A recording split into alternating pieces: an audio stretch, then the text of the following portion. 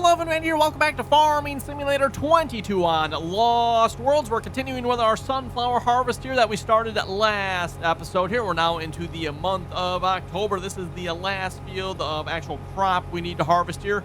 As I mentioned here before, I do plan on mowing the hay fields here, hopefully at one more time. But looks like we need to give them one more month, at least hopefully one more month yet. Hopefully they will be ready for the last stage here in November. I think November, if I remember correctly, is the last month we can mow hay, grass, yes. So we got one more month where the grass can potentially grow. Once we get to November, we'll see what the grass does here.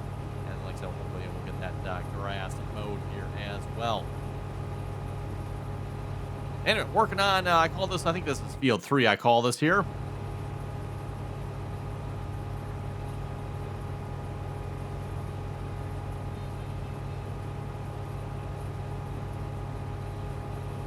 One of our larger fields here. We got this, and of course, in sunflowers here. Looks like we're yielding decent here so far. Not quite as good as we were last time. I'm not sure what's up with that here. Maybe we should check our fields here. We've had a few incidences here where, lime, fertilizer. Well, actually, I don't know about fertilizer so much. A couple fertilizers are pretty good, but lime and stuff like that have been missing just a little bit. Actually, you know what? This field might have to. Yeah, no, folks, see it, but then we got. That's right. That's probably why we're lacking a little bit yield, that one. Because, yeah, pH is good. Nitrogen's perfect.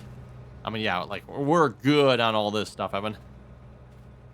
Actually, over good over here. Interesting. I don't know if that's a problem or not, but probably the weeds that are causing our slight yield decrease here from the last harvest. I don't remember what we had in the field here last time, but, yeah, like I said, you can see we got a little bit the lighter colors that's showing up here this time. Instead of the dark green like we had last time, we're getting a little bit lighter green there. Yeah, oh well, it is what it is. I think, if I remember correctly, I think we missed spraying the weeds here before they grew. And, yeah, we're paying the price for it now here, so, well.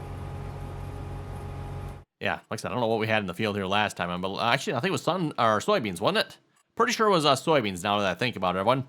And from the looks of it here, if we go to our yield map, well, we were... Yeah, looks like a perfect 125% there last time around.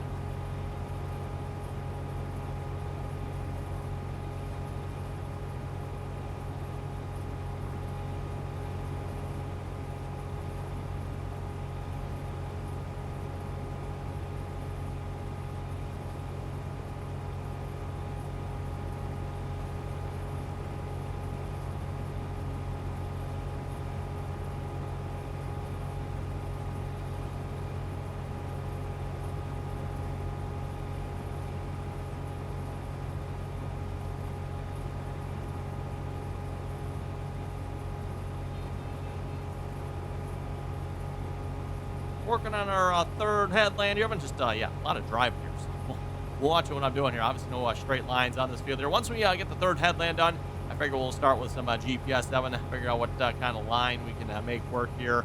Again, pretty much story for all our fields here on this map here. So far, we don't really have a whole lot of straightness going on, right? Most of our fields, yeah, rather rounded and curved and slanted various directions here. So... Oh, well, we'll see. Maybe the next map will have straighter fields. That'll make it a little easier for GPS. Speaking of the next map, by the way, as I said here, we'll probably be playing on this map, I think, one more week here, everyone. I still want to mow the hay one more time yet, and then we're going to wrap this series up, which, yeah, I don't know. Not sure how we're going to make that work out, because I don't really have another week's worth of episodes on here, but we can do some replanting or field work, that type of thing here next week. We'll see how it goes, or we'll just next map early, right? I do like going kind of like to the end of the week. Oh, look, that we actually lined up perfectly with the wagon here. Wow. Exactly the same spot we did last time. What are the chances of that? Let's just drive over to the wagon here. Speaking of the wagon, by the way, pulling the J&M 680 gravity wagon here. We got the John Deere 4840. So I figure this tractor's large enough here to pull this wagon with. We initially bought this wagon, but it's definitely a little bit too large here, I would say, for some of our older tractors. I wouldn't. 4840 isn't exactly old either, but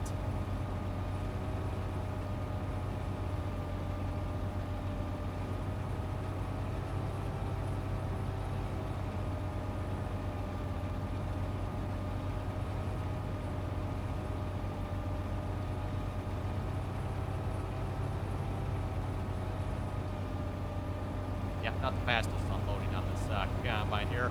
Pretty much the only thing we have going on the map here at the moment, Evan.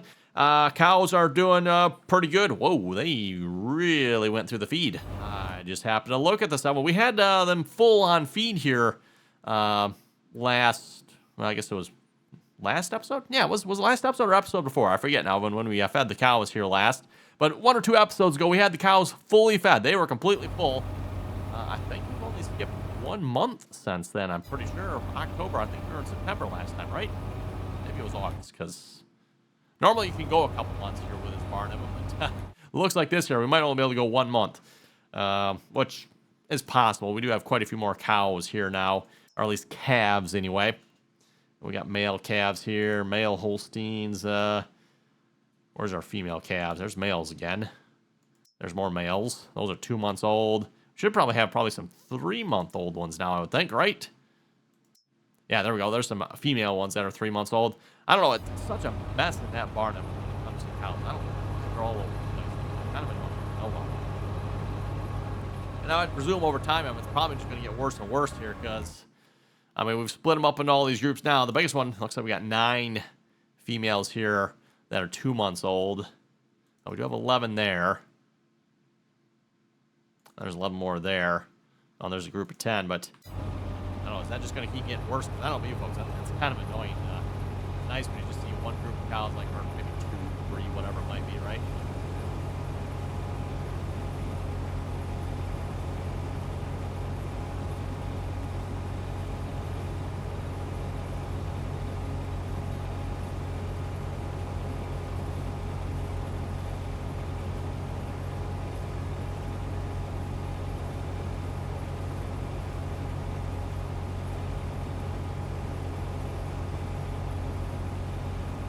Okay, just a little bit more here. We'll have 3 headland passes done. And like I said, we'll get some GPS set up here. Just start cutting our way through the field.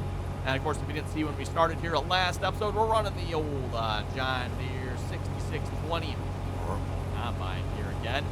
I know, yes, right up in turbo.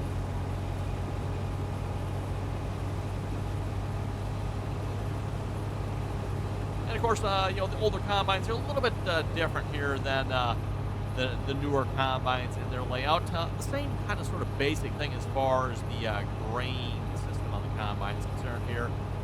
We got the threshing parts up front, separator in the back here, and then we got the grain bin up top. However, what's missing from the back there is the motor. There's no motor in the back of this combine. On this one here, they've got it mounted up front here. It is kind of off the side of the cab here. And actually, yeah, notice it's rather than the cab being centered up when the cab is off to the side. I'm not entirely sure. Was it the 9000 series? Is that maybe when John Deere changed that? But yeah, for the longest time, the cab was offset to the side there. And then again, the motor was mounted up front here. Obviously, probably a lot nicer having the motor mounted in the back. You have one a little bit more open space probably for working on. But then you also don't have that motor screaming right next to you as you're sitting in the cab here. Obviously, cab comfort back in the day wasn't quite what it is today, right? Nowadays, we sit in our combines with our heated and cooled massage seats, right? I mean, it's, yeah. Oh, GPS. Let's turn this on here.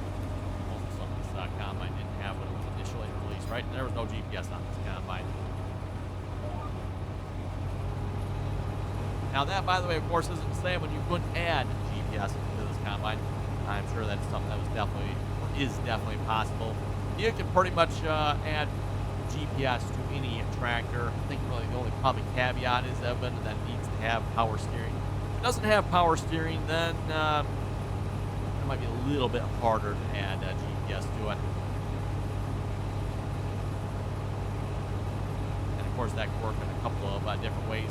You can either have a GPS that essentially bolts up to your steering wheel, and the GPS will literally turn your steering wheel.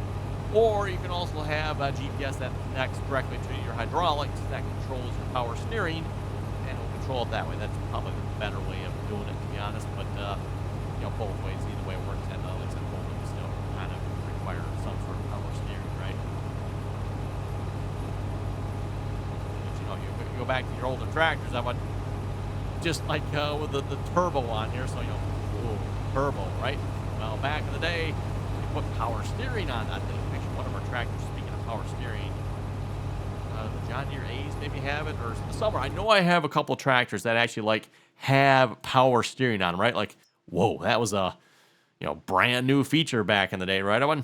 Nowadays, of course, I mean, nobody slaps a power steering sticker on their tractor. Like, who has that, right? Well, if that's this one, let's see once here. Thought it was one of the John Deere A's here, but I could be wrong on that one. Maybe not. Maybe not. Okay, well, we better pay attention to what's going through the combine here a minute. So, alas, maybe none of them have power steering. I know somewhere some of my tractors do actually advertise that. Maybe it's actually a different brand. Maybe it's one of the red tractors or something like that. But like I said, stuff you just don't advertise this type of thing nowadays. So like in the product name or on the decal or something like that. Turbos, power steerings. Turbos, at least on any tractor, probably over maybe 70-ish horsepower, maybe even 50-ish horsepower nowadays. Probably more closer to 70. Once you start getting over 70, start seeing the turbos a little bit more. Pretty much given. I mean, if you're running a diesel motor, you're going to have a turbo on it, right? Like I said, smaller ones still, you get around that 50 or less. Typically see a lot of turbos on smaller motors like that.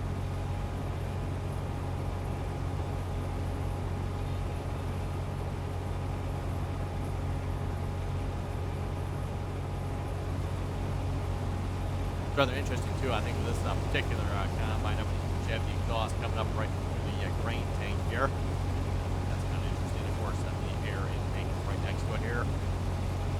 With let's see what's here, some sort of pipe going from the exhaust to the air cleaner. I wonder what kind of feature that is.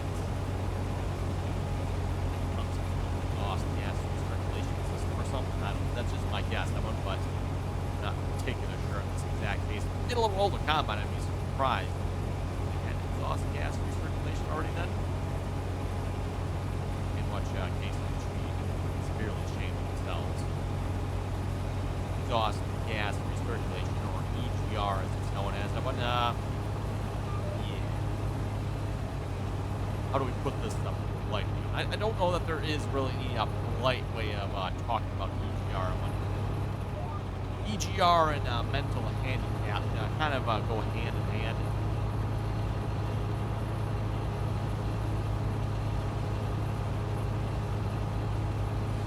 Kind of like EGR and talking about brand, and they kind of do the same type of thing, right? Apologies here. Oh, I'm getting in trouble here, right, everyone? Yep.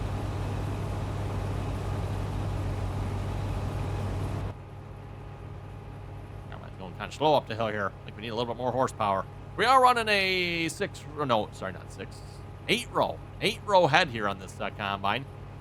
I think, yeah, we had some issues, didn't we? I know we started out with a different head, and we ended up going to this one here because, yeah, I don't remember exactly what was the problem again. I'm going to have to go back and actually look at my own videos here, but, yeah, we ended up having to switch heads here to one that actually worked here for some reason. Again, I don't remember the exact reasoning, but I think we started out with a 6-row, I think, didn't we? Probably a little bit more appropriately sized header here for this combine. 8-row. Yeah, 8-row's probably getting a little big for a John Deere 6620 turbo there, if you ask me. 6-row corn head probably would be probably about the biggest you'd want to go on this particular combine. Pair that with probably like a 20-foot draper head or so, maybe. Wow, all of a sudden we take off. What's up with that? Just a little bit of a hill? Really? Okay. I don't know if folks seen that, but it's just all of a sudden they just kind of like lurched and like, whoa, now we're going again.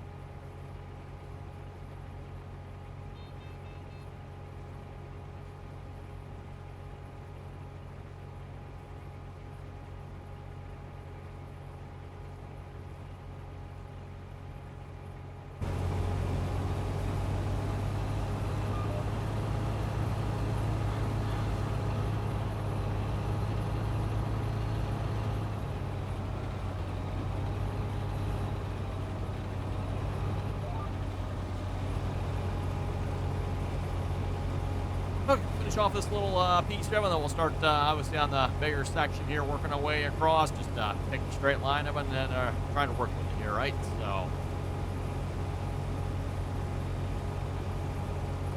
something fun, as I've said before, about harvesting them.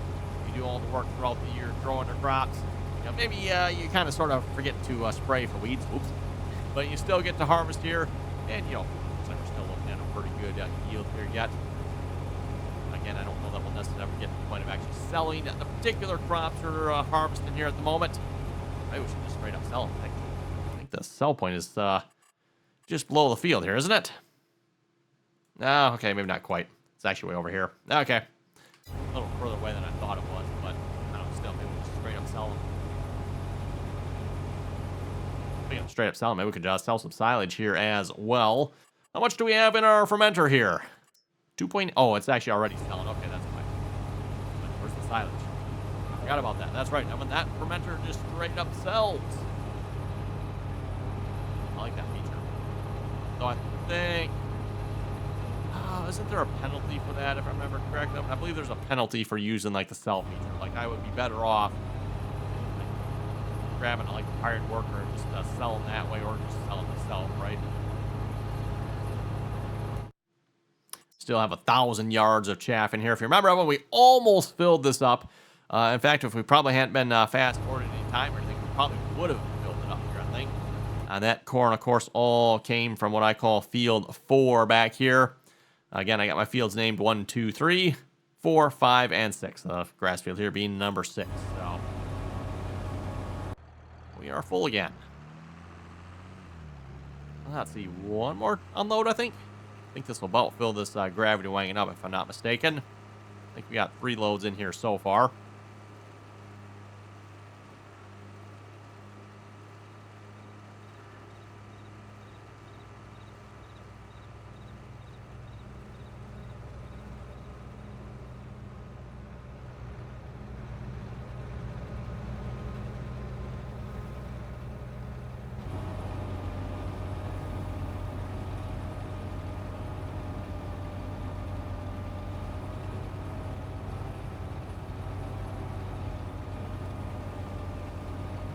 Well, wait for this to unload, everyone. If you haven't already clicked that subscribe button, don't forget to do so. Always very much appreciated. And, of course, if you like the video, well, hopefully you know what to do. Don't forget to click that little thumbs up icon there. Also very much appreciated.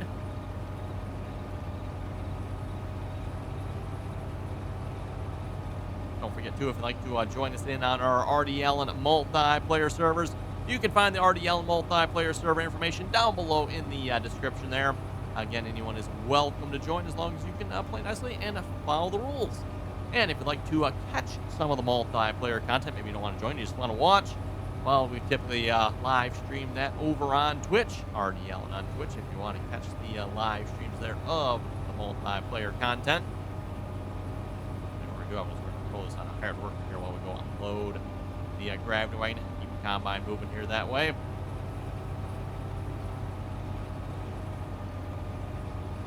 Well, nothing doesn't have the unload speed of no X9, does it? Nor does it have the capacity of an X9. An X9 holds, what, 4 times what this combine holds or something like that? What does this combine hold here again? Gotta go look. It holds 160. Okay, so maybe not quite 4 times of it, but pretty close. Pretty close. 3 would probably be, yeah, if we went with 3 of them, that'll definitely work. 97%. Just follow along. Get 100 here. At least not following along to the end of the row here. Oh, look at that. Unloading on the go with a John Deere 6620. That's another thing you probably didn't see a whole lot of back in the day when, you know, grain carting and unloading on the go. I mean, I don't know about you folks, but most of the, you know, farmers that were running these combines, I can't say I really ever seen much unloading on the go. Most of the farmers are, you know, parking a trailer along the edge of a field or gravity wagon, probably gravity wagon more likely, or an old grain truck. So either a gravity wagon or an old grain truck, they're parking that along the edge of a field and they drive to that to unload every time. So I think we've definitely increased some of our efficiencies here in the years, adding grain carts and yeah, basically the idea being trying to keep that combine moving if you can.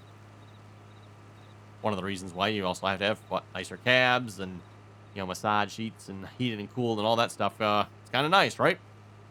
You're spending 12 hours, 20 hours in that cab. You kind of hope it's nice, right? You know what? Taking this over to the silo oven.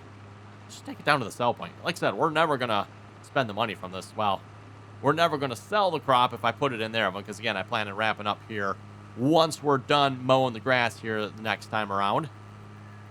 So, yeah, we'll never end up selling this. So we might as well just take it straight there, sell it right now, actually get some money for it. I don't know what we're going to do with that money because, yeah, no idea. But we're going to sell it anyway, right? Makes sense. I think I've actually got some more crops actually in the silo yet as well. We got some oats and wheats. Oats and wheat, I do believe. Yeah, I don't think wheats. When it comes to oats, I mean, you got oat and oats, right? You got an oat. Then you have oats. But yeah, when it comes to wheat, you don't have wheat and wheats. I gotta love the English language there, right, Owen? Got the plural. Oat and oats. Well, okay, plural. Wheat and wheats, right? Nope. Wheat, yeah, wheat in this case, I guess, can be both plural and singular, right? I believe that's the way that works. I pity the poor people that have to learn English as their, next language.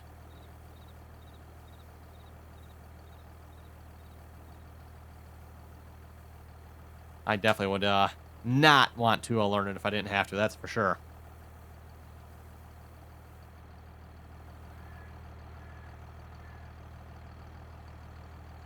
Anyway, let's head over to the comment section in a moment, see what you folks had to say here for last episode. A reminder again, always enjoy reading all you folks' comments, so if you got something to say, don't forget to throw it down below. Don't forget to, if you've got some suggestions here for the next series.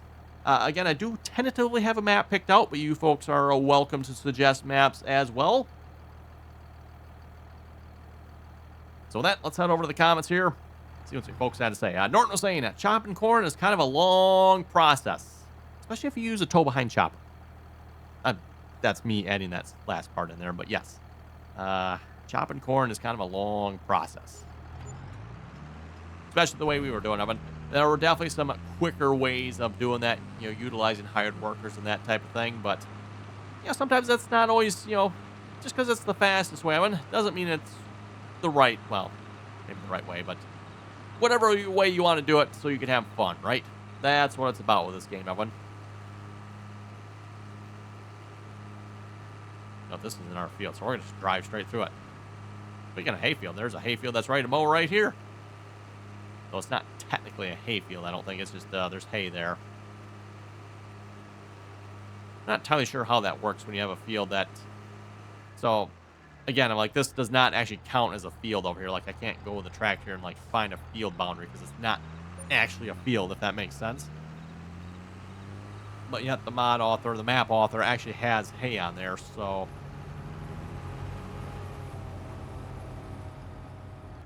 Okay, look at that. Done already. Wow. And take long to finish up that last little bit. Let's head over to the big section here. This one should take a little longer to finish, right? Anyway, next comment here. Hetro was saying, good video. Hey, thank you very much for that. Mason Farms was saying a John Deere 4840 weighs right around 18,000 to 21,000 pounds. Hey, I was really close. I think I guessed 20, didn't I? That's what I figured. I figured 4840 probably weighed around 20,000 pounds. So, fully loaded that one, and this probably maybe varies with sunflower, because all your crops, for those who don't know, weigh differently per pound, right? So, well, per bushel, I should say. A pound or a bushel of sunflowers weighs how much per pound? Or how much per week? Yeah, I got that right? Maybe not. And same thing for corn there, too. I went, so how many pounds are in a bushel? There we go. How many pounds are in a bushel of corn? So that particular gravity wagon is supposed to hold 6 680 bushels. And yes, you heard me correctly on that one. I had said 680 bushels. There are some that hold like 1,000. I think those are about as large as they get as far as I know, like 1,000 bushel gravity wagons. I don't know that they get much bigger than that. And one thing, you probably want to have a good sized tractor to hold something like that.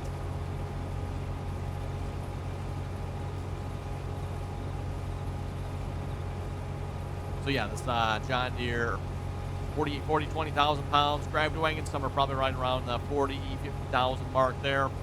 So yeah, wagon weighs double what the tractor does.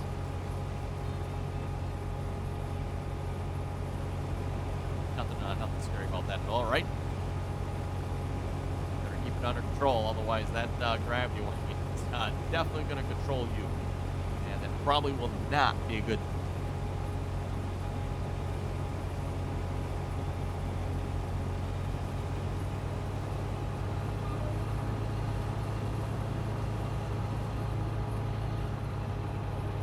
Lower the head up here while we turn around. It doesn't really raise and lower that much, does it? Just a little bit.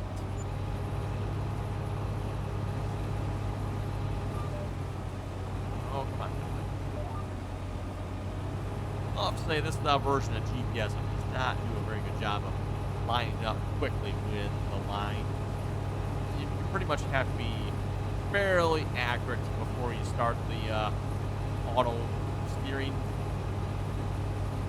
Otherwise, yeah, it's going to probably miss it. Oh well.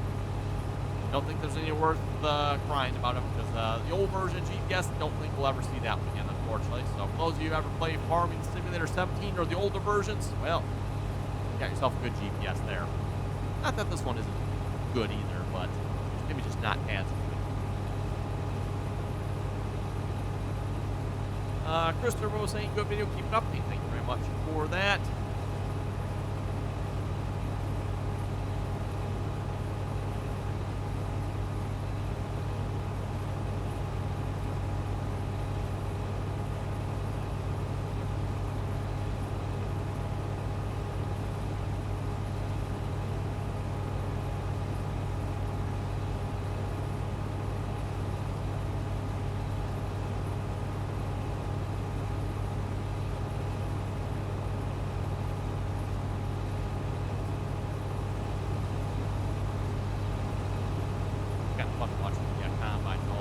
Parts, yeah, what? A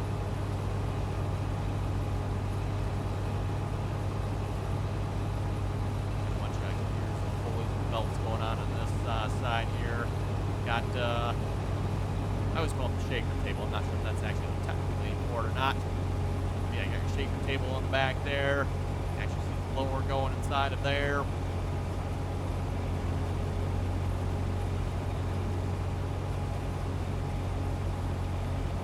Not super complicated when you think about it, but at the same time, they kind of are, right? For those who don't know how a combine works here, obviously, again, you take your crop in, up through the feeder housing here.